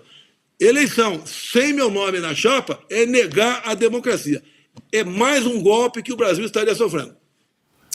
Bom, nós seguimos aqui com mais de 200 mil telas acompanhando essa entrevista. Peço mais uma vez licença aqui ao presidente Bolsonaro, ao deputado Eduardo Bolsonaro. Em razão aqui do nosso compromisso comercial, a gente faz uma rápida pausa e a gente volta na sequência com essa entrevista em Oeste Sem Filtro. Até já.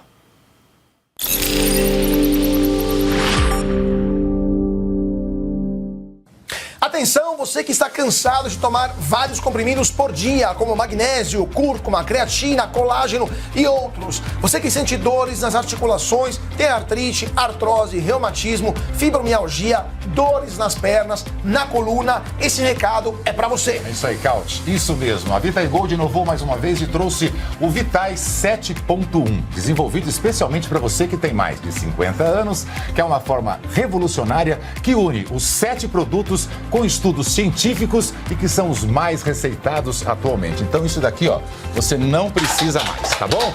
Uma única cápsula trazendo o conforto, praticidade e o efeito que você quer sentir para viver livre das dores. É isso aí, vejam só, com o Vitas 7.1 você tem magnésio para a estrutura óssea, cúrcuma para aliviar as dores, creatina para fortalecer os músculos, colágeno tipo 2 para as cartilagens, MSM para reduzir os inchaços, clorela para o fígado e vitamina C para a imunidade. Todos esses ativos já possuem estudos científicos que comprovam a sua eficácia no auxílio a diversas doenças e no auxílio das dores e inflamação em geral. Então ligue 0800 291 2200 e peça o seu Vitas 7.1 e você pode e deve usar junto com Ora Pronobis, que você já está acostumado. E atenção, as primeiras 100 pessoas que ligarem agora ganham 70% de desconto, vão ganhar o Ora Pronobis solúvel de brinde para experimentar e ainda vão levar esse umidificador de ar de brinde. Não fique de fora dessa. Chega de tomar 20 comprimidos por dia. Com apenas 2 cápsulas do Vitas 7.1, você tem tudo isso de forma 100% natural. Ligue 0800 291 2200 e mude a sua vida hoje. Vitas 7.1 e pronto, Cauti.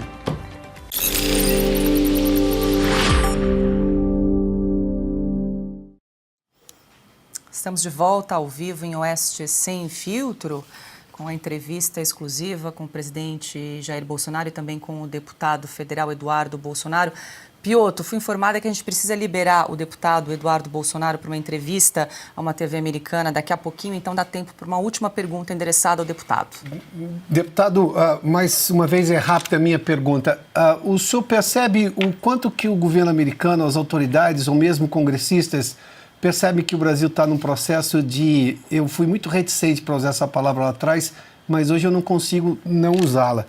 Também o fato, o presidente Bolsonaro citou em relação a esse processo de nulidades, impedimentos, ministros que deveriam se declarar impedidos. Essa questão da ampliação do foro, então, é a última pá de cal em qualquer, digamos, lógica de preservação do direito e de garantias constitucionais de um Supremo que se disse garantista lá atrás. Mas, enfim, em que medida o senhor acha que o governo americano e as autoridades americanas estão vendo este grau de venezuelização do Brasil? Bastante seriedade. E a gente confirma com eles essa perspectiva, né? Porque vamos imaginar o seguinte cenário, né? Pior cenário possível. O presidente Jair Bolsonaro é preso, em 2026 o Lula é reeleito ou coloca um sucessor dele. Né? Aquilo que hoje já não existe mais freio e pudor qualquer para se seguirem as leis, vai virar uma moderna total. E o processo, né, de você transformar um país numa ditadura, ele está em curso. As primeiras pessoas a saírem do país, né, são jornalistas que normalmente denunciam, né, as atrocidades que estão ocorrendo. O sistema tenta censurar. Aqueles corajosos que conseguem se manter firme usam, né, daquilo que podem para levar a verdade aos seus eleitores, debaixo até de ameaça, como é o caso de vocês da Oeste, né? Use a sua criatividade. Também foi uma frase utilizada pelo entorno de Alexandre de Moraes para tentar fechar o canal de vocês, né? Deve estar incomodando muito o Alexandre de Moraes. Então, esse processo todo ele é dado continuidade com o exílio, né, com presos políticos, com censura, e tudo isso daí já existe no Brasil. Eu tenho certeza, o Trump não vai botar no currículo dele que foi durante a administração dele que se sedimentou, que se consolidou um regime no Brasil tal qual o regime da Venezuela. O que o presidente Bolsonaro está denunciando, né, dessa estratégia de você deixar inelegível opositores, é a nova estratégia da esquerda no mundo inteiro. Porque eles já viram que prender é muito feio, né? Fica muito na cara a intenção ditatorial. É muito coisa de república de banana. Então, como eles aprenderam isso? Na Nicarágua, onde o Ortega prendeu 7 dos seus rivais presidenciáveis antes da eleição, e vejam só, né, sagrou-se reeleito, inclusive tendo recebido parabéns do PT. Também tem o caso da Bolívia, né? A senadora Janine Áñez, que foi presidente interina da Bolívia, hoje em dia está presa, acusada de atos antidemocráticos. Então, o manual, o playbook deles é o mesmo por todo lado.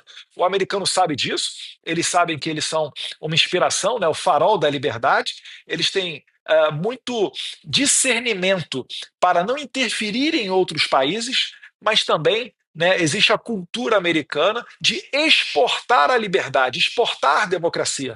Essa é a tradição dos Estados Unidos, né? Só nos últimos 4 anos do governo Biden é que isso daí mudou, né, com a USAID mandando dinheiro para a doutrinação de jornalistas, reforma do Poder Judiciário, inclusive com parcerias feitas entre a USAID e o nosso Tribunal Superior Eleitoral aqui do Brasil.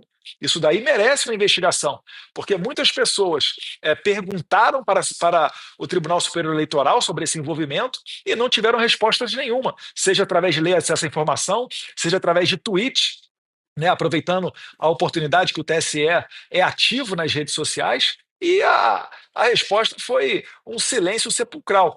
Então, isso tudo em jogo, isso tudo nesse cenário, pode ter certeza, né, os Estados Unidos está ciente dessa situação e é por isso que a gente tem feito reuniões com parlamentares, é por isso que está adiantando o processo do No Censure on Our Shores Act, é por isso que a gente consegue reuniões dentro da Casa Branca, e é por isso também que eu tenho muita esperança que daqui de fora virá uma devida correção, né, um freio de arrumação nesse barco gigantesco aqui do Ocidente.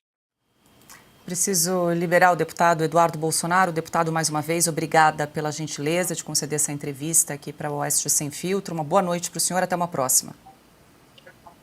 Boa noite a todos vocês. Deus quiser, até uma próxima oportunidade com ventos melhores aí soprando na proa do nosso navio. Bom, agora são 19h26. Presidente, dá tempo para uma última pergunta. Vou passar para a Ana Paula Henkel. Presidente, ali na troca de poder, né, o senhor deu uma coletiva, ainda como presidente da República, um vídeo que ficou famoso, eternizado. O senhor disse: eles vão sentir saudade da gente.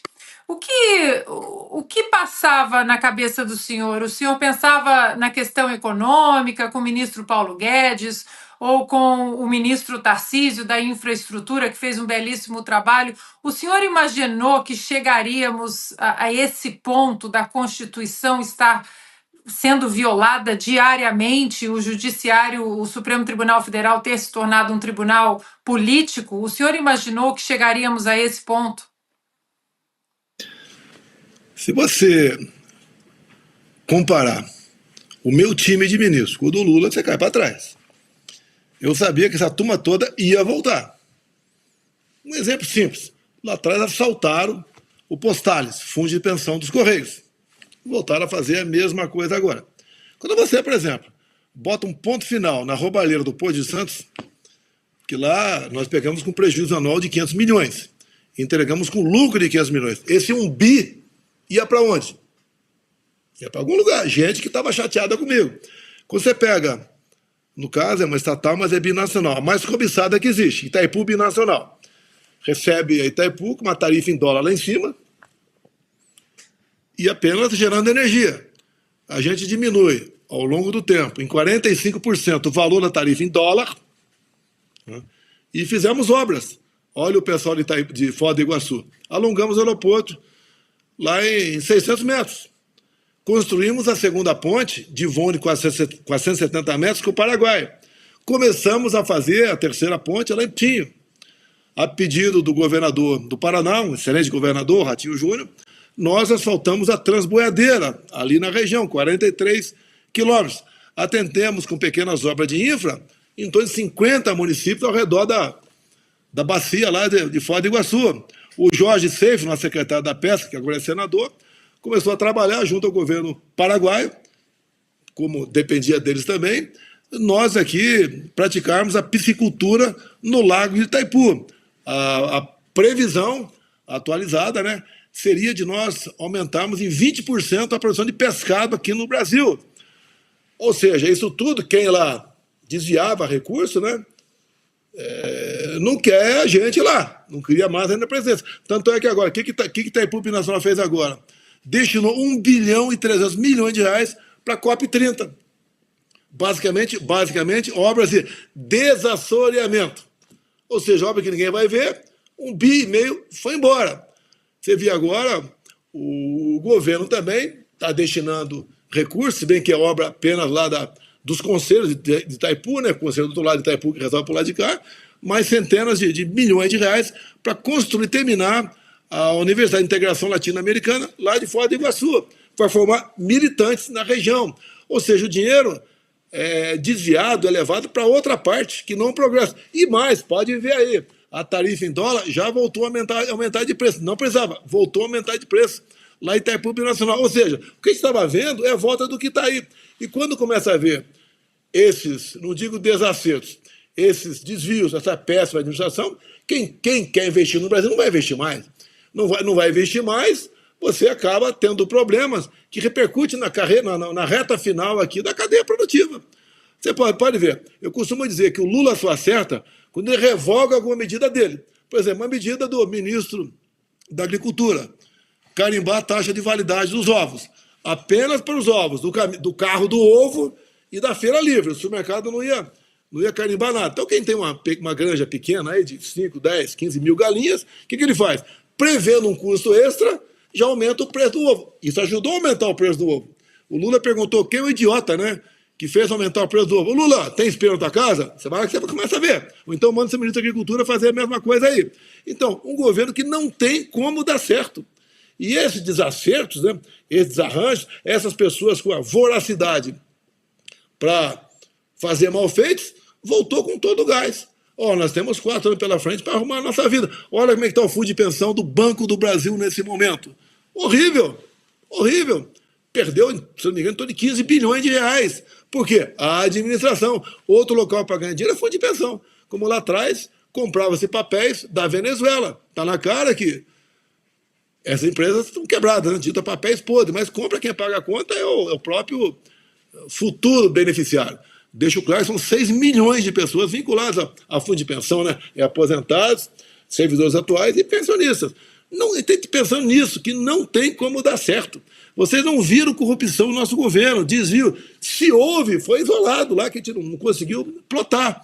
Tínhamos em cada ministério um pequeno grupo de servidores para exatamente, né, fazer esse papel de qualquer nota fiscal acima de tal valor, qualquer licitação acima de tal valor, o pessoal entrava rachando para exatamente coibir esses problemas. Então, isso que nós fizemos lá, vimos que ia ser desfeito, como foi, e a volta está aí. Olha, não é picanha apenas, o café está caro, ovos foram lá para cima, tá? Os produtos de necessidade explodem de preço, a inflação do mês passado foi 1,31%, quando a meta anual está na faixa de 3, 3,5%, quase metade disso, 1/3 disso, apenas no mês. Esperar o quê do Brasil? Com tristeza, né? Eu falei, vão sentir saudade da gente. Eu não estou torcendo para o quanto pior, melhor, para facilitar a possível volta da direita em 26.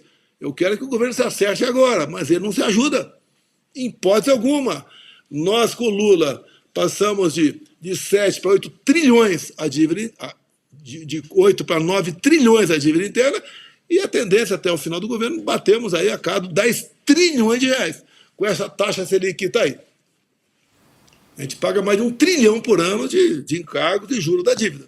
Então, lamentavelmente, não tem como dar certo, e eu falei aquilo naquele momento, né? Vão sentir saudade da gente, e o governo só não está pior, que tinha uma gordura muito grande do nosso governo, contas acertadas, o Tarcísio com um contrato bilionário para os futuros anos pela frente, levamos água para o Nordeste, criamos o PIX sem qualquer taxa, concluímos a Norte-Sul, que é uma ferrovia privada, mas dada a corrupção, né? Não saía. Comigo, a exploração de petróleo na margem equatorial já teria saído. Ou trocaria o cara do IBAMA, ou trocaria o ministro do Meio Ambiente.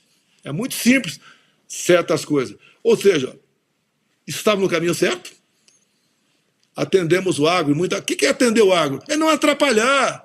Não é dar dinheiro, não, é não atrapalhar. Você viu que o MST não funcionou em nosso governo. Tá? A política de armamento nossa, para pessoas de bem, nós diminuímos no final do governo, o Temer já deu uma pequena diminuída. Nós diminuímos muito, quase 30%, o número de mortes por arma de fogo ao longo do nosso mandato. Ou seja, o governo tinha uma excelente política externa. O Lula agora está do lado de terroristas, ao lado do Hamas. O Lula mandou representante lá na Venezuela para ver a posse do Maduro, né? Depois de ameaçar o Lula calou a boca no tocante à fraude nas eleições lá, porque ele ameaçou contar o que aconteceu. Ele ameaçou. Eu não estou duvidando de nada. O Maduro ameaçou. O Lula ficou na dele. Ou seja, um presidente que age dessa maneira, repito aqui, diz que vai resolver a guerra da Ucrânia com a Rússia, tomando cervejinha com Putin e Zelensky, isso é piada lá fora, é uma vergonha para todos nós. Esse tipo de gente então, que está na frente do governo. Tem como dar certo? Não tem. Não tem. Presidente, agora rapidamente, última questão. Deixa eu voltar aqui aos atos pró-anistia. Uma dúvida. Por que resolveram fracionar os atos? Houve o último ato no domingo, agora, em Copacabana, no Rio de Janeiro. O próximo já está marcado para o dia 6 de abril aqui em São Paulo. Por que resolveram dividir? E qual a expectativa para esse próximo ato no dia 6 de abril aqui em São Paulo? Olha, eu não tenho poder e nem falei para ninguém fazer ato em lugar nenhum. Eu pedi, caso possível, concentrarmos em Copacabana. Até é bom, porque certas pessoas que vão no outro ato não perdem uma mensagem principal, como foi feita lá em Copacabana. Como vai ser feita dia 6 de abril agora na Paulista. E eu falei para o pessoal, né, para o povo, você tem liberdade, obviamente, né, para participar de qualquer ato, mas procure saber quem está organizando e qual é a pauta. E o que eu falo sempre? Não leve cartaz. Que um cara leva um cartaz AI-5, a imprensa vai querer potencializar em cima daquilo. O cara nem sabe que é AI-5, mas levanta a faixinha, ou alguém infiltrado, levanta uma faixinha e depois não deixa chorar. Vai estar na capa dos jornais um maluco ou um cara de esquerda levantando o AI-5 para tumultuar o nosso movimento. É um negócio sério. Não é meu, é de todos nós. É isso que a gente quer. A união é por aí, não é alguns poucos por aí que querem aparecer, aproveitar para fazer campanha política. Não é hora disso. E, obviamente, na Paulista, eu sempre converso com as pessoas locais, né? O Malafaia, quem vai falar? Aquele cara exaltado não vai falar. Como eu tive andando pelo Brasil certa vez, não vou falar nem qual estado para evitar problema, chegou um deputado e falou, eu vou comandar o Fora Fulano de Tal. Eu falei, não vai comandar, porque você não vai falar. Se desse certo, eu falaria, resolveria. Ninguém vai resolver nada do grito. Nós estamos cada vez mais angariando pessoas para o nosso lado. A dona Michele não pôde participar desse do Rio de Janeiro, com problema de recuperação, de uma cirurgia que ela fez, vai participar nesse agora, no próximo dia 6 de abril. E o que eu comecei falando, ela que vai falar. Ela vai dirigir as mulheres de todo o Brasil, a esposa de deputados, esposa de ministros, em especial quem tem criança pequena, quem é avó, e falar o nome, o número de filhos, né, dessas pessoas, para sensibilizá-las. Todo mundo defende mulher no Brasil. Será que não vamos defender a liberação dessas senhoras que estão presas? Obviamente, os homens também, mas as senhoras que estão presas sem ter cometido crime nenhum, que não tinham potencial nenhum de mudar o Estado Democrático de Direito. Nunca viram uma arma na frente e estão sendo condenados por insurreição armada, por tentativa armada de mudar o Estado Democrático de Direito, nunca viram um estilingue na frente delas. E condenado para quê? Essa maldade por parte de um ministro do Supremo Tribunal Federal. Isso é uma maldade, isso é uma crueldade que é feita com essas pessoas. E a anistia, lá atrás eu falei, não é para mim. E vamos buscar, então, buscar essa solução. Eu apelo, mais uma vez, até para deputados da esquerda. Tá? é uma questão humanitária. Vocês cresceriam ajudando a aprovar essa anistia. E daí vocês estariam demonstrando que vocês querem a pacificação. Nós queremos a pacificação. Nós não queremos atrito, queremos pacificação. Até para o povo começar a viver dias melhores, para dar mais paz até para se trabalhar aqui no Brasil. Não somos oposição pela oposição. Essa questão humanitária não tem preço. Como eu conversei com o Bruno Scheid há pouco, um colega meu de Rondônia, vamos agora ver se a gente consegue levar de novo, né? Levamos para Brasília uma senhora de Ji-Paraná que tem 6 filhos. E o marido está condenado a 14 anos de cadeia. Esse caminhoneiro fez um frete para Brasília, chegou domingo de manhã, tomou um banho e foi para a Esplanada. Foi lá, foi pego, não entrou em prédio nenhum, ou se entrou lá, não destruiu nada, não teve nada prova contra ele, ficou alguns meses preso, pôs em liberdade e condenado a 14 anos de cadeia. Um pai que está vendo de longe, está vendo da Argentina, o filho mais velho de 10 anos, o mais novo de 10 meses, não está vendo crescer. Isso não é uma questão humanitária? É um cara que talvez nunca tenha tido uma arma na tua frente, nem sabe o que é golpe de Estado, nem sabe o que estava fazendo lá, foi de curioso. É justo isso? Condenações sem o devido processo legal, sem individualizar as penas. A gente não pode continuar agindo dessa maneira. Não podemos aceitar, porque não entender, todas as condenações é um projeto de poder. Tem alguém trabalhando junto com a esquerda. Para terminar aqui, né? Essa pessoa disse que não é de esquerda, mas quando a Gleice Hoffmann toma posse no ministério, digo que no passado o PT sempre teve um monopólio da luta pela liberdade e democracia, sempre falava isso, elogia a pessoa no Brasil, né? Que é a grande responsável pela censura e pelas prisões que estão acontecendo no Brasil. Bom, nós conversamos com o ex-presidente Jair Bolsonaro. Presidente, mais uma vez agradeço a gentileza de conversar conosco nesta terça-feira. Augusto Nunes precisou sair um pouquinho mais cedo, porque ele já tinha uma viagem marcada, conseguiu postergar para participar do começo dessa conversa aqui no programa. Presidente, deixou um abraço para o senhor, em nome de toda a equipe. Mais uma vez, agradeço e desejo uma ótima noite. Muito obrigado. Vocês estão convidados novamente a comparecer agora, 6 de abril, na Paulista. E aproveito a convidar todos de São Paulo que prestigiem esse movimento, que é pela nossa liberdade, por liberdade de expressão, por democracia e por uma questão humanitária. Não queremos, não podemos admitir órfãos de pais vivos no Brasil. Um abraço a todos. 19 horas.